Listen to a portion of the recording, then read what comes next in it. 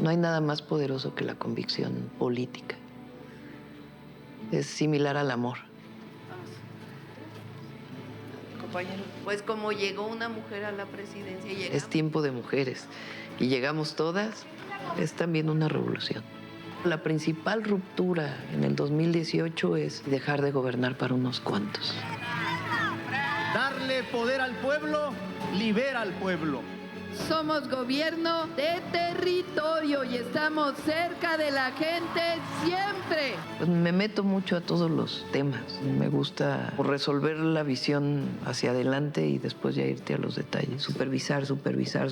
Y eso es muy importante pues, para construir una conciencia colectiva. Hemos planteado siempre la defensa de nuestros compatriotas. Hay un pueblo y un gobierno que los protege, que los quiere. No soportaban que un pueblo estuviera organizado para defender su territorio.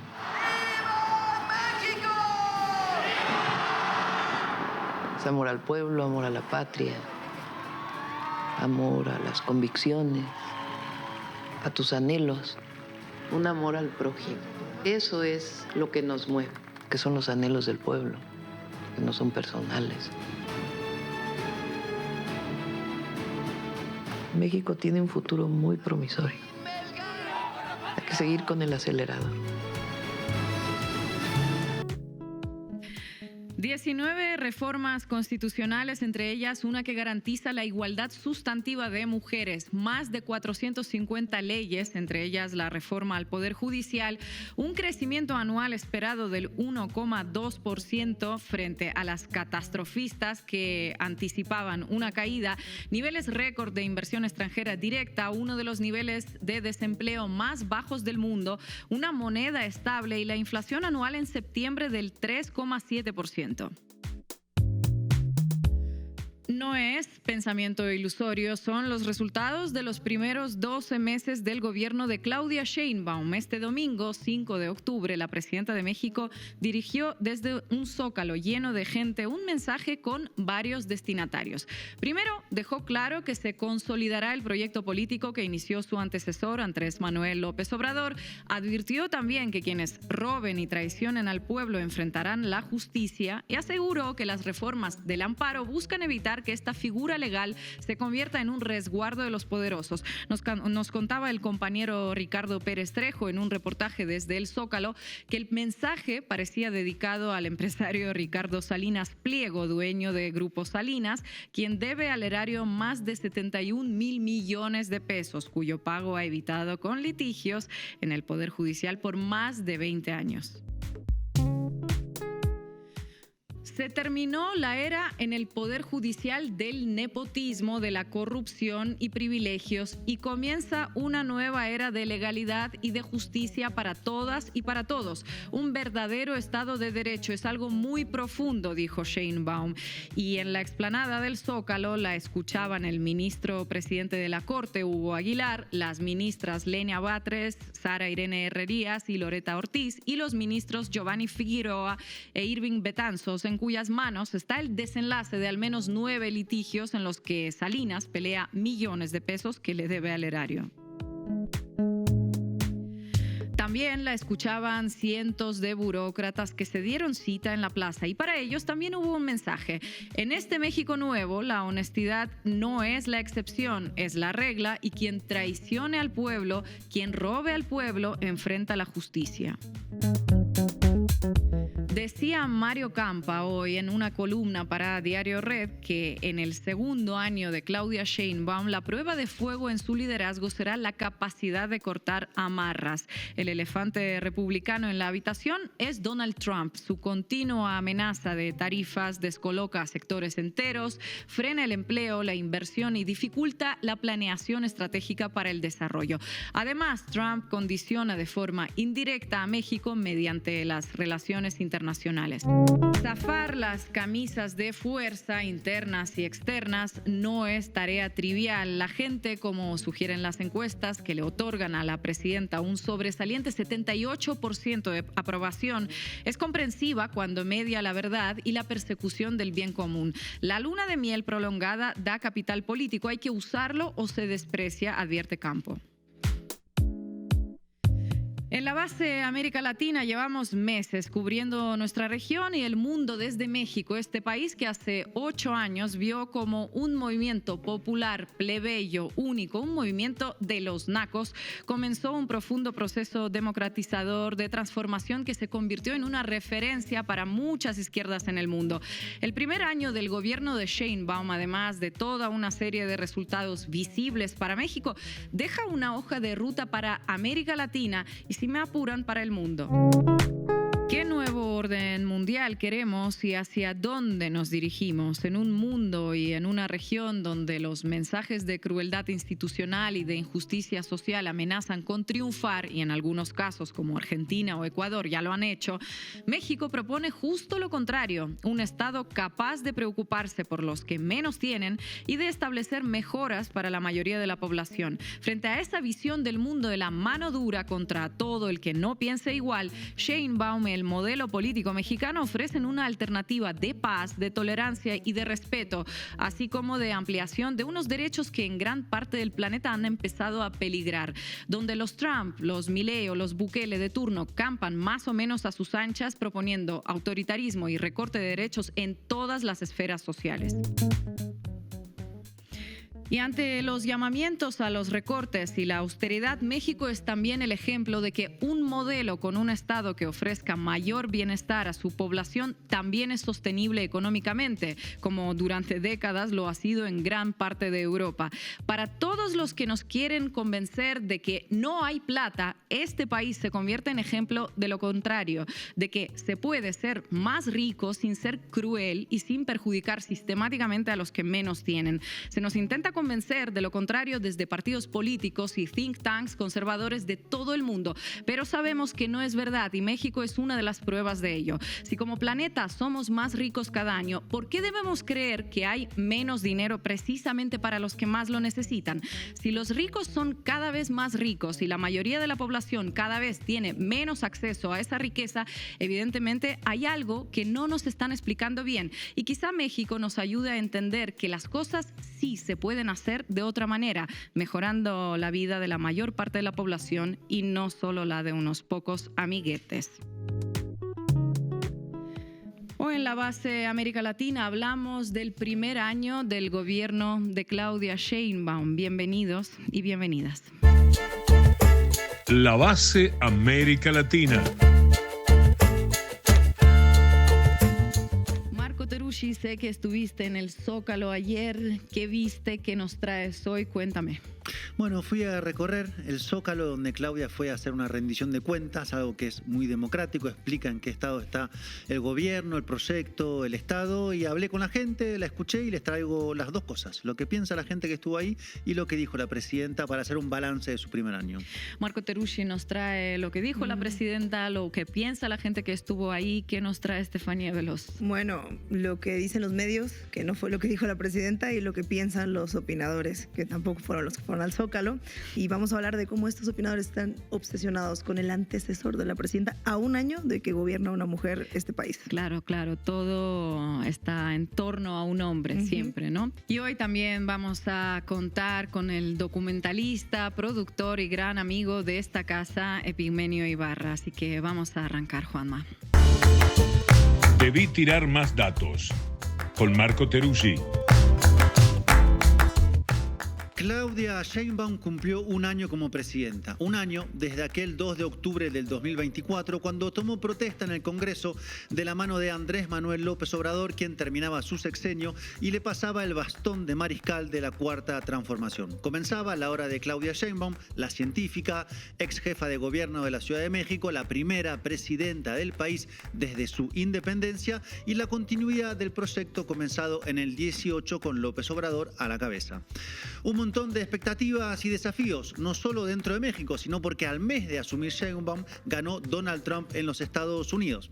Y pasado un año, puede decirse que las cosas fueron bien en estos 12 meses. En particular, si vemos las encuestas, como la de la consultora Mitofsky, que le da 71.6% de aprobación a un año de su mandato. o sea, 10 puntos más que el año pasado en estas mismas fechas. Y la verdad, son pocos los presidentes que logran mejorar su aprobación con el paso de los meses, es decir, de la gestión y su natural desgaste, ¿no es así? Sin dudas, y además de las encuestas, hubo una gran imagen que mostró el apoyo, que fue la convocatoria al Zócalo este domingo, donde Claudia Sheinbaum fue a rendir cuentas por su año de gobierno.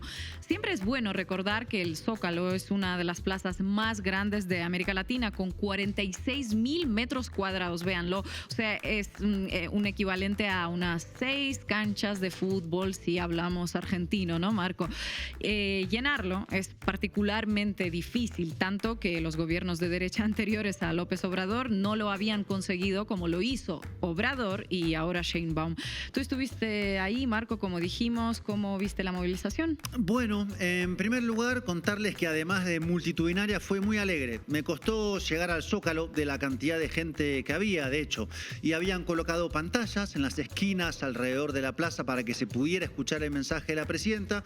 Vino gente de muchas partes del país, del Estado de México, claro está, pero también vi banderas de Baja California, de Sinaloa o de Oaxaca, de donde vinieron además con mucha música y muchos colores. Si les parece, igual, antes de escuchar a las personas que entrevisté en el Zócalo, arranquemos por el mensaje de la presidenta, que planteó varios puntos que ayudan a estructurar el balance de su primer año de gobierno. Estefanía, si te parece, empecemos por ahí entonces. Bien, y veamos primero por dónde empezó justamente Claudia Sheinbaum su discurso, que no es un dato menor, fue reivindicar a López Obrador y la continuidad del proyecto de la Cuarta Transformación.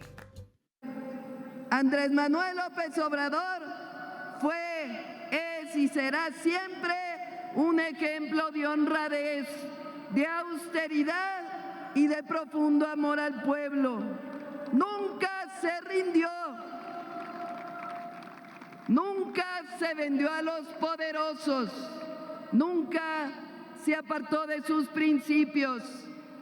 Y escúchenlo bien, su presidenta tampoco lo hará, porque tenemos convicciones, tenemos principios, porque por más duras que sean las presiones, nosotros solo hacemos reverencia a uno solo, al pueblo de México.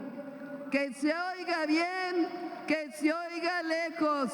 En México, el que manda es el pueblo. En esto hay un asunto muy importante que en otros países de Latinoamérica conocen de manera, podemos decir que trágica, que es la de la sucesión presidencial. En cada caso, la experiencia fue mala o muy difícil. En Ecuador, entre Rafael Correa y Lenín Moreno. En Bolivia, entre Evo Morales y Luis Arce. En Argentina, entre Cristina Fernández y Alberto Fernández. O en su momento, en Brasil, entre Lula da Silva y Dilma Rousseff. Podríamos decir que en México es la experiencia más exitosa de relevo presidencial dentro de una misma fuerza política, ¿no? Relevo y continuidad de proyecto, sí. Y además aquí con el caso muy particular de que no existe la reelección presidencial y de que el presidente saliente, o mejor dicho, el liderazgo histórico saliente, como es López Obrador, decidió retirarse literalmente a la chingada, como se llama su rancho.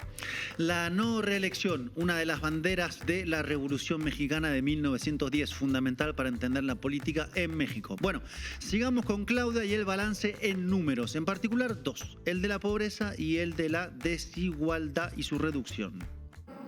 Esta hazaña ya está escrita en la historia nacional. Entre 2018 y 2024, 13.5 millones de mexicanas y mexicanos salieron de la pobreza.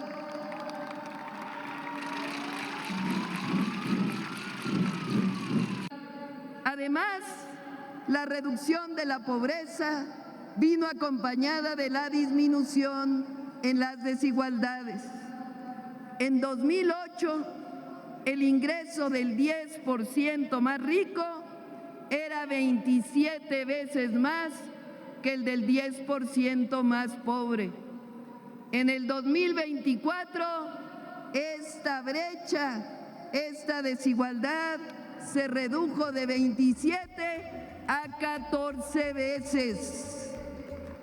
13.5 millones de personas, repito, 13.5 millones de personas que salieron de la pobreza y la distancia se hizo cada vez más corta entre quienes más ganan y quienes menos ganan. Se dice fácil, cuesta muchas batallas y mucha, pero mucha voluntad política. Y ese es el corazón del proyecto. De ahí el lema, primero los pobres, que se repitió ayer en su discurso en el Zócalo. Y hablando del Zócalo y la disminución de la pobreza, ayer lo que se vio fue una movilización, digamos, policlasista, o sea, con personas de muchas clases sociales, pero una mayoría de sectores populares, trabajadores, gente de a pie que vino de hecho en familia, aquellos que vivieron en primera persona y de manera muy directa, como la cuarta transformación les cambió la vida, con el aumento del salario real de 135% en 7 años, programas sociales para 13 millones de pensionados o becas para 3.9 millones de estudiantes. Grandes números sostenidos en una concepción política que ayer repitió la presidenta. El Estado debe garantizar los derechos como la salud,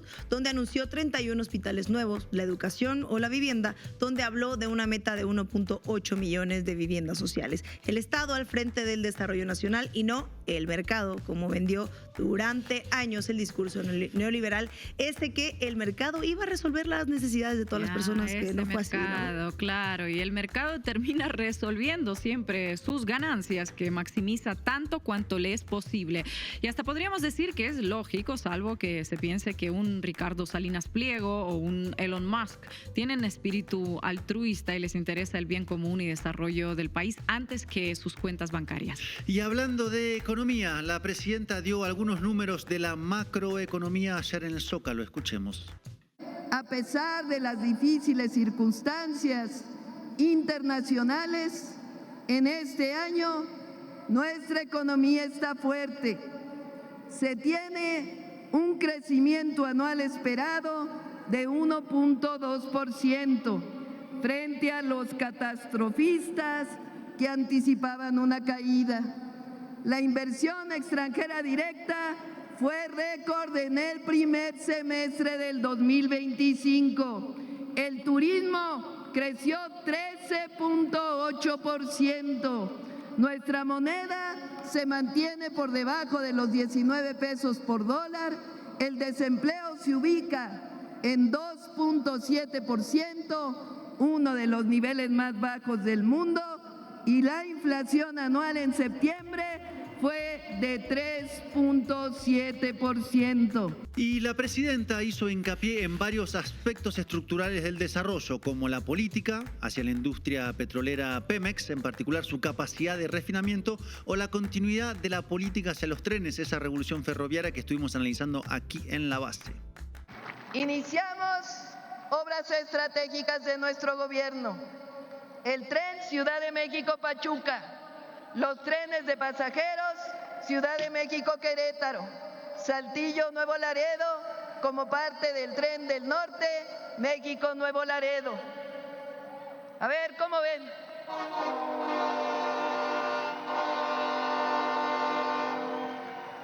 ¿Qué les parece si a ese tren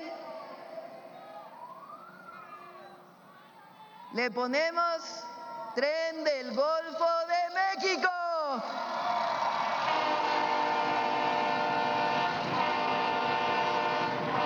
Levante la mano el que esté de acuerdo. A ver, lo voy a poner a votación. ¿Quién está de acuerdo que el tren que va de México a Nuevo Laredo se llame Tren del Golfo de México? Bueno, vamos a levantar la mano quienes estemos de acuerdo. Todos, sí. Bueno, de acuerdo con llamarlo el Tren del Golfo de México. Y Marco, decías que entrevistaste a varias personas en las calles del centro, ¿no? Así es, me puse a conversar, a preguntar, a escuchar, así que escuchemos algunos de los testimonios. Y primero una señora con la que estuve conversando cuando terminó el discurso, Claudia Sheinbaum. Para nosotras las mujeres lo más importante es que Claudia sea la primera mujer presidenta. Yo estoy súper emocionada por eso, porque la lucha la hemos llevado a cabo en esta generación a la que yo pertenezco desde los años 60, en el 68, y la hemos continuado. Y lo más importante para mí es que Claudia haya llegado a la presidencia y le haya dado continuidad a nuestro presidente Andrés Manuel López Obrador. Muchas gracias. Me emociono yo también. La generación de los años 60, la memoria de la masacre de Tlatelolco, las mujeres, mucha historia, mucho simbolismo en ese Zócalo. Y también entrevisté a algunos jóvenes, así que escuchemos. La chica que va a hablar es de Baja California, del estado de Estefanía, y el muchacho de la Ciudad de México. Desde la perspectiva de las juventudes creo que se están haciendo muchos retos, se están logrando grandes cosas. Por ejemplo, diferentes programas que son en beneficio de las juventudes para que puedan continuar con sus estudios. Por ejemplo, las universidades Rosario Castellanos, que son las universidades del bienestar. Por ejemplo, allá en Baja California ya hay una en Tijuana, la otra se va a implementar en el municipio de Mexicali, que es la capital. Y estas universidades son muy importantes porque promueven la educación, promueven que las juventudes sigan creciendo y que sigan avanzando en esa materia. La postura que tiene nuestra presidenta ante Trump y ante Estados Unidos, que es firme, y hacerles recordar que el Golfo es de México y no de América, creo que deja mucho que decir como nuestra presidenta. La postura ante Estados Unidos debe ser, de hecho, uno de los elementos que hizo que la aprobación de la presidenta subiera en estos meses. Tener un adversario, un enemigo externo, tiene un efecto cohesionador. En particular, si en el caso de México, ese contrincante es Estados Unidos. Es un ABC de la política. Y claro, Sheinbaum aprovechó el Zócalo para recordarle a Estados Unidos la posición que rige acá en México. Esta reforma dice en pocas palabras: México no acepta injerencismo, no acepta intervencionismo. Somos un país libre, independiente y soberano. Y para ir de a poco cerrando esta sección, podemos agregar algunos elementos más para pensar el balance del primer año de Sheinbaum. En primer lugar, que durante todo este año la oposición no logró nunca rearticularse. La distancia por más de 30 puntos con la que Sheinbaum ganó las elecciones presidenciales en junio del año pasado signó la asimetría de popularidad entre el gobierno y la oposición. Aunque en realidad el derrotero de la derecha mexicana es anterior, porque desde AMLO, cuando ganó en 2018, la oposición nunca logró articularse y presentar una propuesta fuerte, algo que hace evidente que la llegada de la Cuarta Transformación al gobierno fue más que un cambio de gobierno, fue un cambio de ciclo político o incluso un cambio de régimen. Y en este año la derecha no acertó en construir una figura fuerte, aunque si Lili Telles, que pidió en Fox News que Estados Unidos intervenga en México, hablamos de eso en este programa, que si Alito Moreno, que terminó golpeando a un senador en pleno recinto del Senado y también hizo lobby en Perú contra el gobierno nacional, también lo analizamos en la base, o que si Salinas Pliego, el millonario y deudor serial que no paga sus impuestos, del que hablamos en este programa frecuentemente. Claro, ni uno medio patriótico en un país muy nacionalista, en un contexto donde la tensión crónica con Trump agudiza el sentimiento mexicano. Ni uno nacionalista, pero a cada quien con su tema. Sigamos con el año de Claudia, en el que a lo largo de estos 12 meses se aprobaron 19 reformas constitucionales y 40 nuevas leyes. Una de esas reformas más emblemáticas fue la reforma al Poder Judicial, que hizo que se votara por sus integrantes el pasado mes de junio, incluido la Suprema Corte, en un intento por democratizar un poder tantas veces cerrado y endógeno, muchas veces garante de los intereses de los grandes grupos económicos. Y hablar del año de Sheinbaum, que es a su vez el séptimo año de la Cuarta Transformación, es finalmente abrir las preguntas sobre lo que viene, podría estar por venir o haría falta. ¿Cómo? Cerrar la herida abierta en la fallida guerra contra el narco iniciada en el 2006, que aún cobra demasiadas víctimas y que tiene a territorios bajo control del narco, o lograr por medios legales, claro, que los que más tienen paguen lo que deben y que ese 1% del más arriba de la pirámide no se lleve tanto. Quedan 5 años más de gobierno de la presidenta, un tiempo largo en política, en una época particularmente inestable en el mundo, una inestabilidad que contrasta justamente con lo que se vive aquí en México. Gracias, Marco. Es la continuidad que hace de lo que dejó Andrés Manuel y me parece que todo está bien. Lo que hizo con quitar al Poder Judicial y que nosotros eligiéramos quién nos iba a representar, estuvo perfecto. Vamos arriba, compañera.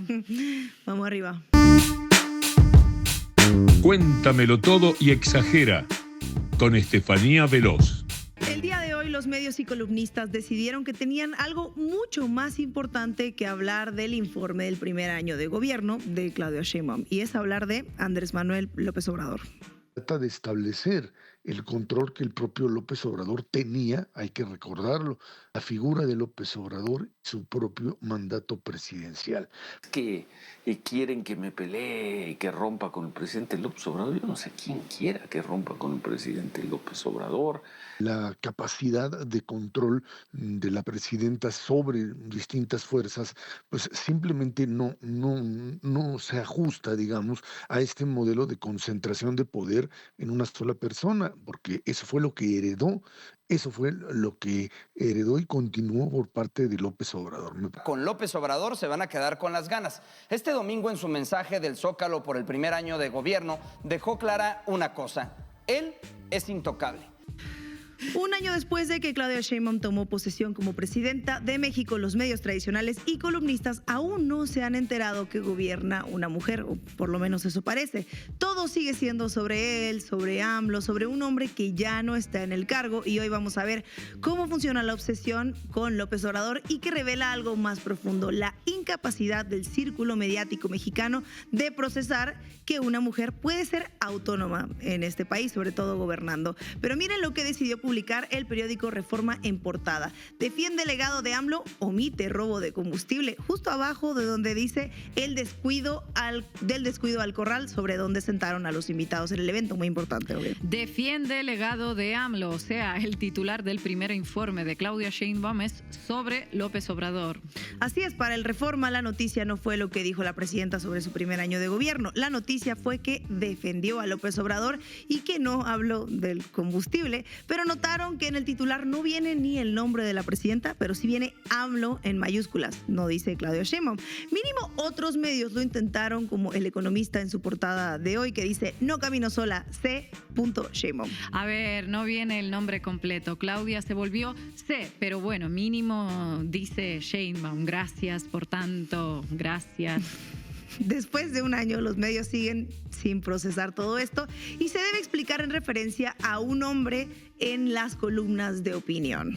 Todo se explica en unidades de Andrés Manuel López Obrador. Y cuéntanos qué son esas columnas de opinión. En todos los países las hay, pero me imagino que en México son importantes, ¿no? Pues fíjate, Ina, que las columnas de opinión en México ocupan un espacio privilegiado en el que se conoce como el Círculo Rojo, que es la élite de formadores de opinión que se asumen como intermediarios indispensables entre el poder y la ciudadanía. Son analistas políticos cuya función teórica es interpretar la realidad para el público, pero cuya función práctica es sostener una narrativa específica que protege intereses económicos y particulares.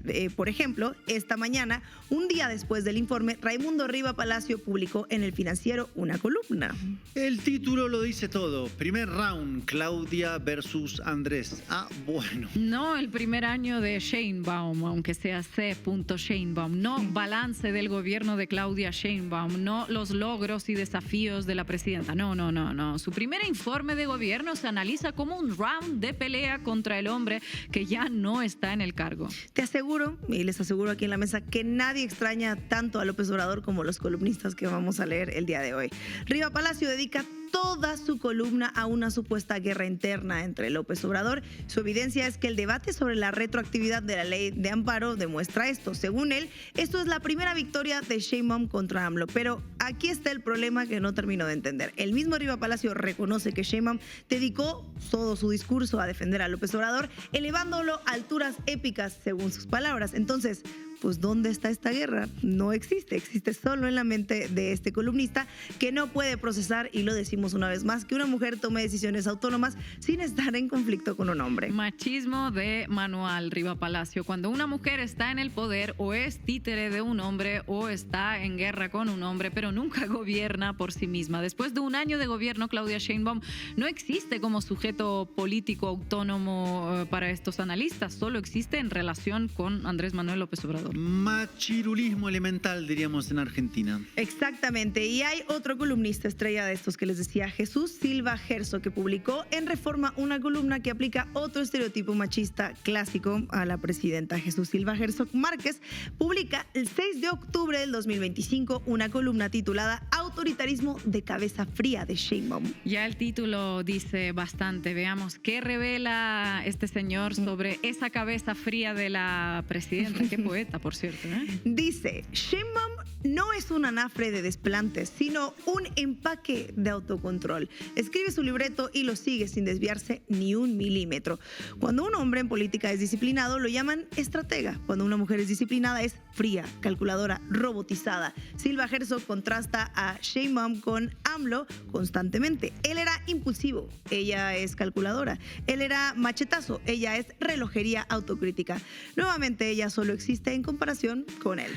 Parece una canción de Ricardo Arjona. Él era impulsivo, ella es calculada. Él era machetazo, ella es relojería autocrática. Y el adjetivo fría aplicado a mujeres en poder tiene pues una larga historia de machismo. Y además eso de un empaque de autocontrol. Fíjense, Claudia Sheinbaum no es líder disciplinada, es empaque. Un empaque pues envuelve algo, no es la cosa en sí. Bueno, sí, implica que su control es una fachada que esconde algo porque, Ina, tú ya sabes que las mujeres nos tenemos que autocontrolar para no ser unas histéricas, claro, ya lo sabes. Sí. Y la nota continúa. Escribe su libreto y lo sigue sin desviarse ni un milímetro. Así la hemos visto durante este año, dirigiendo este aparato que se ha liberado de controles, contrapesos y vigilantes, buscando una eficacia que no tuvo el liderazgo impulsivo de López Obrador. ¿Qué es gobernar? Es planificar y ejecutar, ¿no? Sheinbaum promete cosas en campaña, llega al poder y las hace, las cumple. Eso es cumplir promesas, pero Silva Herzog lo presenta como defecto. Escribe su libreto y lo sigue. Vaya, la palabra libreto implica además actuación teatralizada, como si fuera una actriz y no gobernara de verdad, sino que eso, que actuara un papel, ¿no? Che, pero tengo una duda. Gobernar con método es autoritarismo, como dice el titular, ¿no? Según este analista Silva Herzog, sí. Bueno.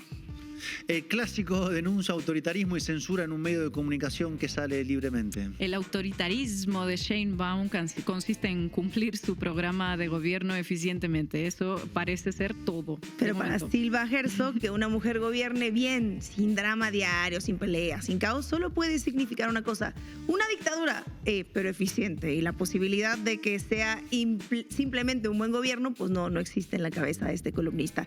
Y ahora vamos con un favorito de esta sección, Ciro Gómez Leiva, que tiene una columna que, aunque trata de otro tema, no puede evitar la misma obsesión mencionada a López Obrador. Gómez Leiva escribe en el Excelsior el 6 de octubre del 2025 una columna titulada Nunca más ese terrorismo de Estado. Terrorismo de Estado. Se pasó 400 pueblos, Ciro. Imagino que habla sobre la dictadura del PRI, la represión a estudiantes, la desaparición de activistas y políticos durante la guerra sucia o la guerra contra el narco, ¿no? No, habla sobre la ley de amparo, pero observen cómo lo contextualiza. Ciro dedica párrafos a advertir sobre el terrorismo de Estado del SAT y de la Unidad de Inteligencia Financiera durante el sexenio de López Obrador. Me están diciendo que para Ciro pagar impuestos es terrorismo. Bueno, entonces no le habrá caído bien eso que dijo la presidenta sobre que los poderosos tendrán que pagar impuestos, ¿no? Exactamente, porque de eso va su columna de hoy. Dice, como sea, lo esencial fue la frase expresada ayer. La reforma a la ley de amparo garantiza a los ciudadanos sus derechos frente a cualquier acto de autoridad. Eso está totalmente salvaguardado. La preocupación, que no debe de ser solo de los potentados, es comprensible. Venimos de un sexenio de acoso, amenaza, extorsión y acción alevosa del SAT y de la Unidad de Inteligencia Financiera justificada de combate a la defraudación y manejos económicos y financieros delictivos. Pero varios de quienes lo sufrieron, sigo citando y leyendo a Ciro, pero varios de quienes lo sufrieron saben que se trató de terrorismo de Estado para intimidar, doblar y expoliar. Lo escribió así, yo no escribí esto. Ciro usa el compromiso de Sheinbaum sobre la ley de amparo para hablar del sexenio pasado, de las acciones de AMLO y de su legado. Incluso cuando reconoce una posición de Sheinbaum, la usa como vehículo para hablar una vez más de López Obrador. Y así llegamos a Denise Dresser, quien aplica otra estrategia. Ah, sí, Denise Dresser, esa que se atribuyó haber liberado personalmente ella a los mexicanos de las cadenas. Ya, pues por favor, inclúyanla en el próximo grito. Me suena ese video donde dijo que había liberado al pueblo mexicano. Bueno, si quieres vamos a verlo para recordar. Me entristece saber que la mayor parte de mis compatriotas volvieron a colocarse las cadenas que les quitamos. Una disculpa otra vez a Denise Dresser por ponernos esas cadenas que nos quitó. Ella mera publicó hoy en Reforma en su columna titulada "El gobierno quita derechos" y construye una narrativa donde Sheinbaum está quitando derechos fundamentales. Dresser escribe: porque sí, Sheinbaum se ha mostrado más competente, más disciplinada, menos rijosa que su antecesor, pero detrás de esas correcciones alentadoras de su primer año hay una sombra que crece: el manejo económico insostenible, la erosión institucional, el autoritarismo en ciernes. Sí, otra vez Denise Dresser comparando a la presidenta con AMLO y llamándola autoritaria. Qué raro ese autoritarismo del que puedes escribir en columnas de opinión. Ya me gustaría ese autoritarismo, un poquito de ese autoritarismo para mi propio país, pero bueno, ahí hay leyes que te pueden mandar bien lejos por decir cosas así.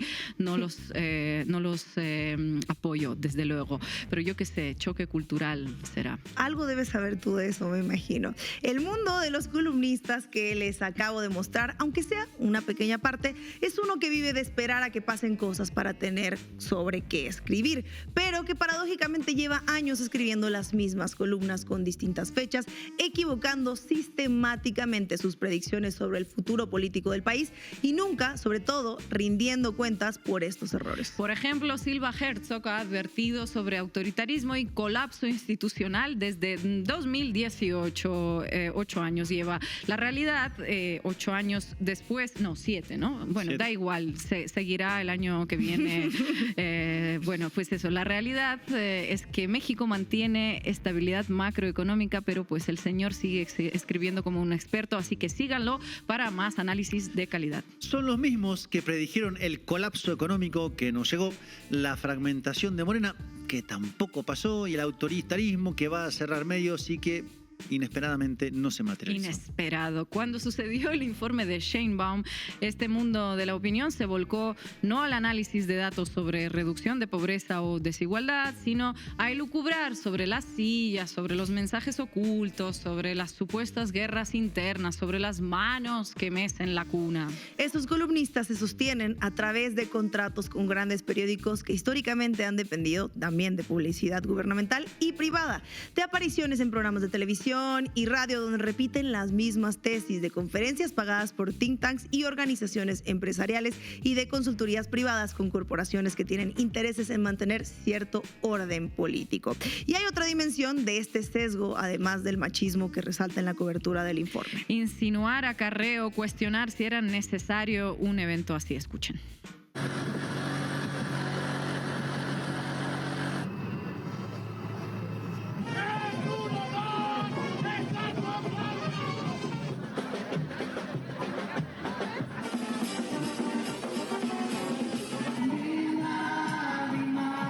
Si la presidenta Sheinbaum necesitaba un evento así, su equipo debe considerar que sí, que viene bien.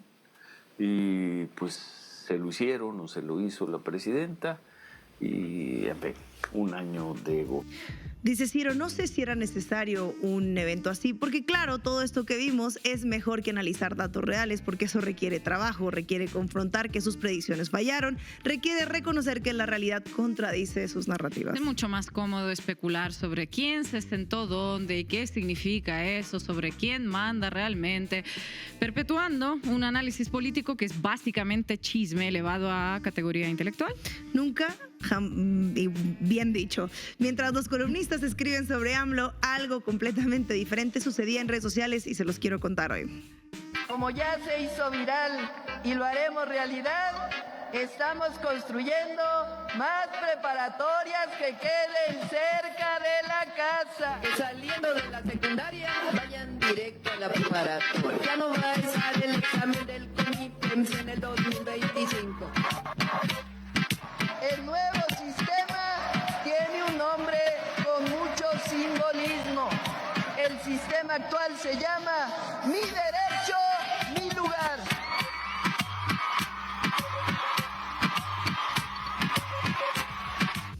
traje algo de reggaetón a esta sección. Usuarios de TikTok tomaron un fragmento del discurso de Sheinbaum sobre la política educativa y lo mezclaron con ritmo de reggaetón Champagne de Bella Cat y Danny Flow, luego les cuento quiénes son, y crearon videos virales con millones de visualizaciones. Eso es comunicación política. Yo diría que bastante más efectivo que todo un libro de columnas de Silva Herzog Márquez, pero sigamos escribiendo columnas. Y los columnistas tradicionales están completamente fuera de esta conversación. Mientras escriben sobre el autoritarismo, miles de personas están bailando reggaetón sobre un discurso de la presidenta, el reggaetón del autoritarismo. Entonces los columnistas prefieren hablar de cualquier cosa que les permita evitar analizar el gobierno de una mujer en sus propios términos. Es la desconexión más grande que he visto en la cobertura política mexicana y revela que el problema no es solo ideológico, no es solo que sean conservadores o neoliberales o críticos del gobierno. No tienen las categorías conceptuales para analizar a una mujer presidenta en sus propios términos. Solo pueden compararla con el hombre anterior, dudar de su poder real, aplicar estereotipos machistas. La cobertura del informe muestra varias cosas, pero la más importante es esta, que después de un año de gobierno de Claudia Sheinbaum, los medios tradicionales y columnistas de prestigio parecen no haberse enterado todavía que gobierna una mujer. O peor, se enteraron, pero no pueden asumirlo. Gracias, compañera. Una mujer muy preparada para que nos represente a todos los mexicanos, con ese amor al pueblo. Aquí está mi presidenta. ¿Sí? ¿Reciben apoyos? Sí. Bueno, no, pero no porque reciba, la vengo a apoyar. Que no nos diera nada. Que no nos diera nada. Y López Obrador también. ¿Sí? ¿Todavía se acuerdan? Ya no va a haber más, ya no va a haber más. Vamos a olvidar.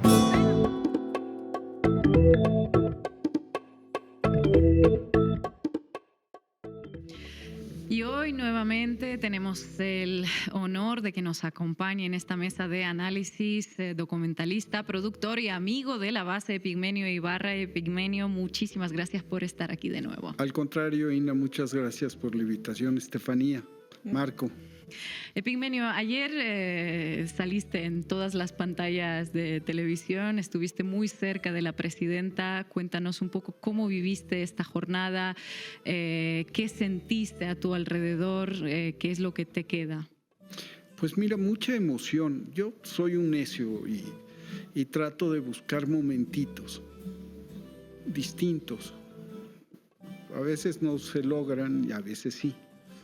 Y por eso llevo muchos años insistiendo en estar en esos momentos ahí, cerca.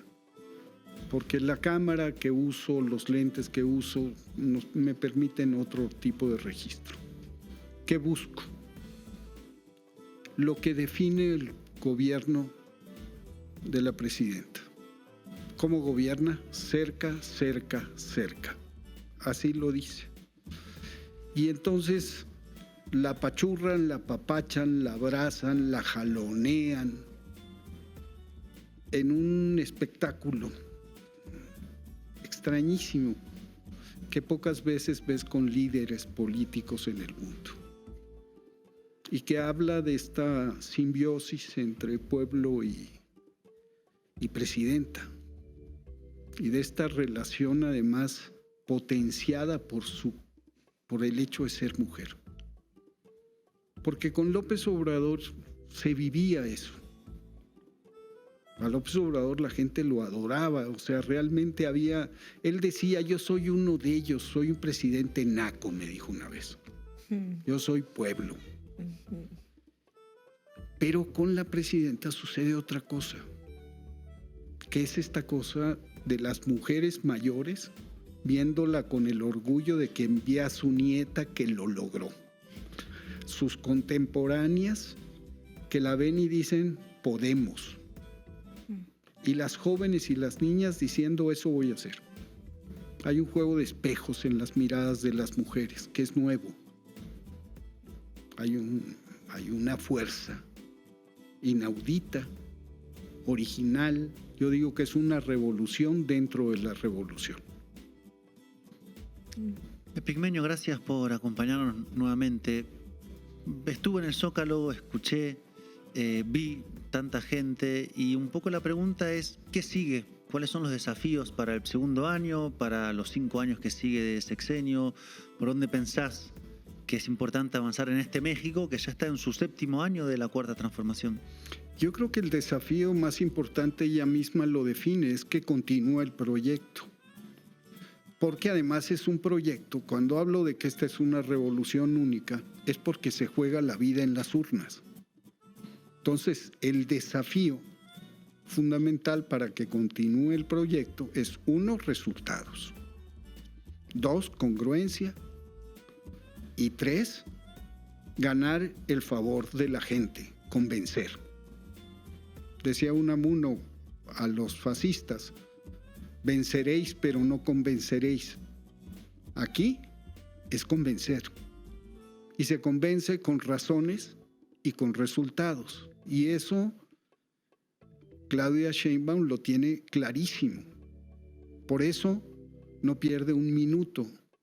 Tenemos una presidenta que tiene, ella misma lo dice, yo me meto más que Andrés Manuel, tengo el mismo sistema, somos compañeros, pero me meto más.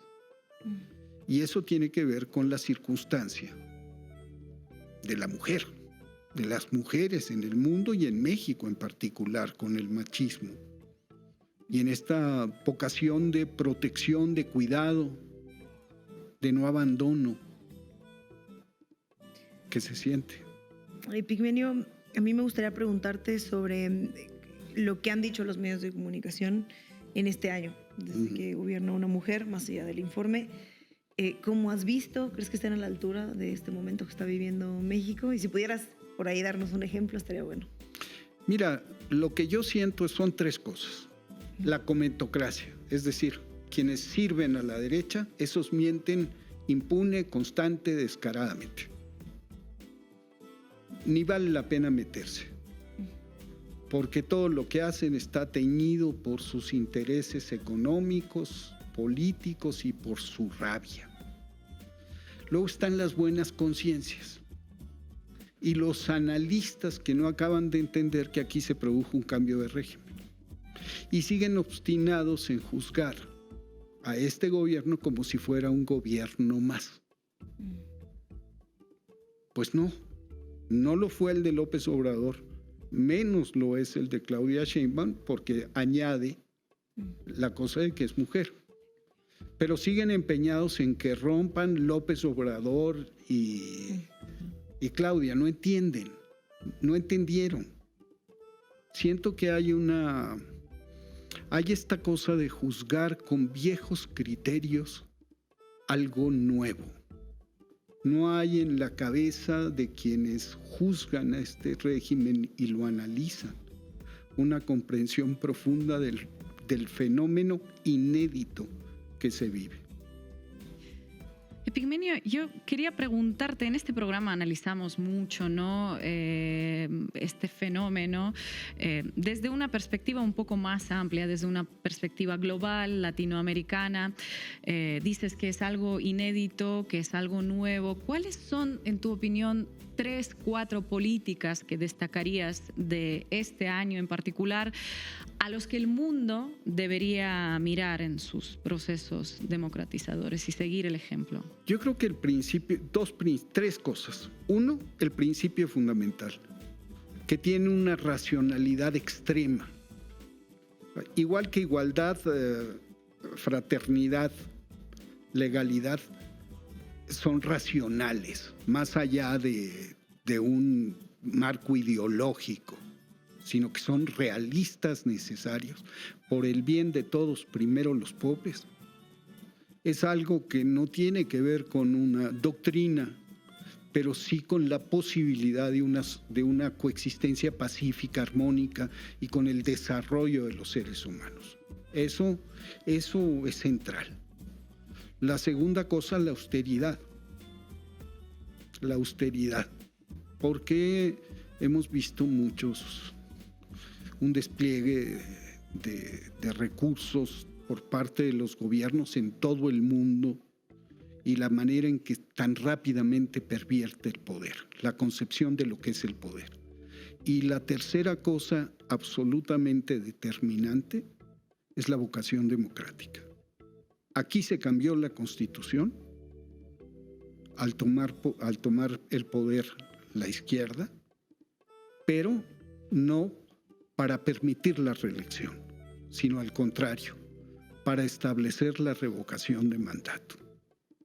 Creo que las izquierdas del mundo tienen que entender que su permanencia en el poder no depende de la coacción, sino de la fuerza de sus convicciones y de su capacidad de convencimiento de la población.